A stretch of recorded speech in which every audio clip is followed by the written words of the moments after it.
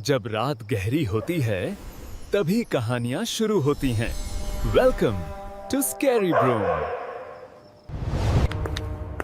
नेहा घर आई। उसकी आंखें पूरी तरह लाल थीं। नेहा अपने कमरे में चली गई। उसका चेहरा सामान्य था, लेकिन आंखें अब भी लाल थीं। अगली सुबह सब कुछ बिल्कुल सामान्य लग रहा था। मैं स्कूल जा रही हूँ, टिफिन दे दो। नेहा ने टिफिन बैग में रखा और स्कूल के लिए निकल गई। स्कूल पहुंचकर नेहा अपनी बेंच पर बैठ गई, लेकिन उसका मन कहीं और ही था। छुट्टी होते ही नेहा खुशी-खुशी स्कूल से बाहर निकल गई। नेहा जैसे ही जामुन के पेड़ के पास पहुंची, शाम की रोशनी अचानक और भी रहस्यमयी हो गई और अचानक उस डरावनी छाया ने नेहा को अपनी बाहों में ले लिया। चुड़ैल ने नेहा को बहुत सारे फल दिए। शाम होते ही नेहा घर के लिए निकल गई। चुड़ैल उसे बाय कर रही थी, तभी एक बाइक वाला तेजी से है। अपनी बेटी की मौत के गुस्से में चुड़ैल ने हर बाइक वाले से बदला लेना शुरू कर दिया। अब उसका गुस्सा डरावने रूप में बदल चुका था। नेहा रात में घर पहुंची। उसकी माँ बहुत गुस्से में थी। तुम इतने देर तक कहाँ थी? और आजकल तुम टिफिन का खाना भी नहीं खाती हो। माँ को नेहा का बदलता व्यवहार समझेता है। नेहा रोते हुए अपने कमरे में चली गई और उसके पापा ने माँ को समझाया कि अगर तुम उससे प्यार से पूछती तो वो जरूर बताती। हाँ, शायद मैं ही ज्यादा गुस्सा हो गई। सुबह हो गई थी। नेहा स्कूल के लिए तैयार थी और उसके माँ पापा दोनों उसके साथ खड़े थे। बेटी, हमें तुम्हारी फिक्र है। आजकल तुम कहाँ जाती हो? माँ बाप को नेहा की चिंता होने लगी थी। एक आंटी से मिलने जाती हूँ जामुन के पेड़ के पास। वो मुझे बहुत सारे फल देती है। नेहा ने अपने माँ पापा को सच बताया। आखिर कौन है ये औरत जो नेहा को फल देती है?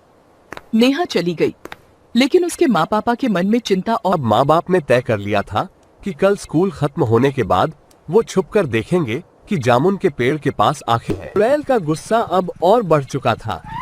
वो हर बाइक वाले को अपना दुश्मन मानने लगी थी। तुम लोगों को मैं कभी माफ नहीं करूंगी। उसका गुस्सा अब अंधेरे की तरह फैल चुका था। अगली सुबह नेहा स्कूल के लिए निकल रही थी। माँ और पापा उसे चुपचाप देख रहे थे। नेहा के जाने के बाद माँ बाप ने अपना प्लान फिर से तय किया। अब वो सच का सामना करने के लिए तैयार थे। माँ बाप सच जानने के लिए चुपके से जंगल की तरफ निकल पड़े। उन्हें नहीं पता था कि इस रास्ते पर आने वाले बाइक सवार के लिए खतरा छुपा है। चुड़ैल ने उन्हें देखकर फिर से गुस्से में हमला कर दिया। गांव में मातम छा गया था।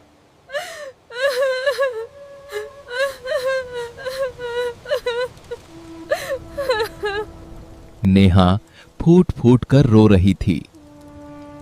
नहीं आई थी। चुड़ैल अब उदास और परेशान रहने लगी थी। चुड़ैल बेचैन होकर नेहा को ढूंढते हुए गांव चली गई। गांव वालों ने चुड़ैल को देखकर उसे चारों तरफ से घेर लिया। गांव और चुड़ैल दोनों गुस्से और दर्द में थे। मुझे नेहा से मिलना है। नेहा कहाँ है? उस बेचारी के माँ बाप बाइक एक्सीडेंट में मर गए। तू उस बेचारी को परेशान मत कर चुड़ैल। पहली बार चुड़ैल ने अपनी पूरी कहानी गांव वालों को बताई। गांव के पास एक जामुन का पेड़ था, जहां चुड़ैल माँ और बेटी रहती थी। जैसे ही सूरज निकलता था, चुड़ैल माँ और बेटी पेड़ पर चले जाते थे। मुझे कुछ काम है, मैं रात तक आ जाऊंगी। तुम पेड़ पर ही रहना। चुड़ैल कहीं चली जाती है और बेटी पेड़ पर बैठकर जामुन खाती रहती है। उसी पेड़ के पास स्कूल से लौटती हुई नेहा आ गई। धीरे धीरे दोनों में दोस्ती हो गई। एक दिन दोनों सड़क पर खेल रही थीं। अचानक एक बाइक वाले आदमी से टकराकर चुड़ैल की बेटी का एक्सीडेंट हो गया। तभी अचानक चुड़ैल वहां आ गई और अपनी बेटी को देखकर रोने लगी। तुम ठीक तो हो ना बेटी? तुम्हें क्या हुआ?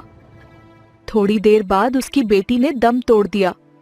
उठ जा मेरी बेटी, उठ जा।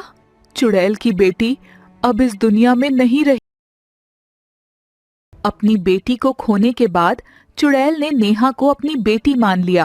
अब से तू मेरी बेटी है। दर्द ने एक खतरनाक रूप ले लिया। शाम के समय में अपनी बेटी की मौत के बाद जो भी बाइक से उस रास्ते से गुजरता था, चुड़ैल उसे मार देती थी। गांव वाले अब भावुक हो गए थे।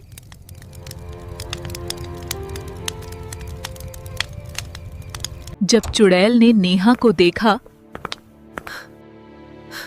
उसका दिल टूट गया। चुड़ैल ने फूट फूट कर नेहा से माफी मांगी।